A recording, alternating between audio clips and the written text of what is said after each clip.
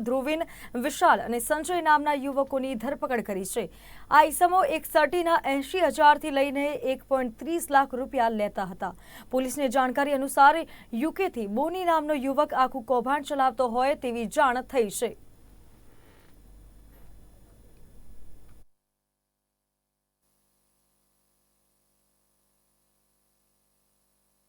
Uttarayan police station PI શ્રીને જાન્યુઆરી મહિનામાં એવી માહિતી મળેલી હતી કે એમના વિસ્તારમાં કોઈ ઇસમ છે એ મહારાષ્ટ્રની નકલી માર્કશીટ અને ડિગ્રી સર્ટિફિકેટ બનાવી અને એને વેચી રહ્યો છે।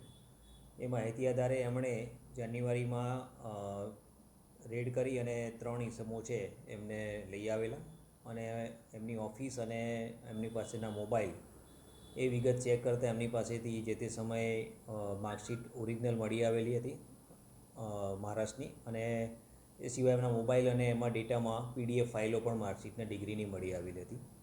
તો એ આધારે જે યુનિવર્સિટીની માર્કશીટ અને ડિગ્રી મળી આવી હતી એ યુનિવર્સિટીમાં એમણે લેટર લખી અને આ માર્કશીટ અને સર્ટિફિકેટ છે એમના દ્વારા ઇસ્યુ કરવામાં આવેલ છે કે કેમ એ બાબતે એમણે ખરાઈ કરેલી, જેમાંથી સૌરાષ્ટ્ર યુનિવર્સિટી અને બીજી એક અન્ય યુનિવર્સિટીમાંથી માહિતી આવેલી કે આ માર્કશીટ કે સર્ટિફિકેટ છે એ એમના દ્વારા ઇસ્યુ કરવામાં આવેલું નથી।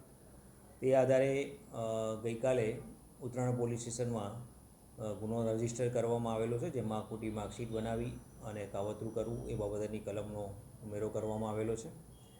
આ બાબતે હાલમાં 3 આરોપી છે એમને અરેસ્ટ કરવામાં આવેલા છે। આમાં એક સંજય છે, સંજય ગિલાણી કરીને છે, વિશાલ કરીને અને ધ્રુવિન કોઠિયા કરીને છે।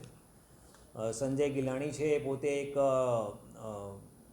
ટુરિસ્ટ વિઝા કન્સલ્ટન્સીનું કામગીરી કરે છે અને 2019થી એ આ કામગીરી કરે છે અને તપાસ દરમિયાન એવું જણાઈ આવ્યું છે કે આમાં સંજય છે એ મેઇન સૂત્રધાર છે અને એ દિલ્હી અને અન્ય રાજ્યના જે પણ માણસો છે એના સંપર્કમાં છે અને એમની પાસે સંપર્ક કરી અને જે વિદ્યાર્થીને માર્કશીટ અને ડિગ્રી સર્ટિફિકેટની જરૂર હોય એ જરૂરિયાત મુજબની ડિગ્રી અને માર્કશીટ એ મંગાવે છે।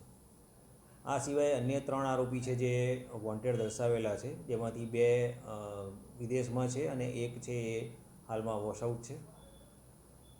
જે યુનિવર્સિટીમાં પત્ર લખેલ છે અને હજી માહિતી આવેલી નથી, એમાંથી માહિતી મેળવી અને આ સર્ટિફિકેટ એમના તરફથી ઇસ્યુ થયેલા છે કે કેમ એની કાર્યવાહી ચાલુમાં છે।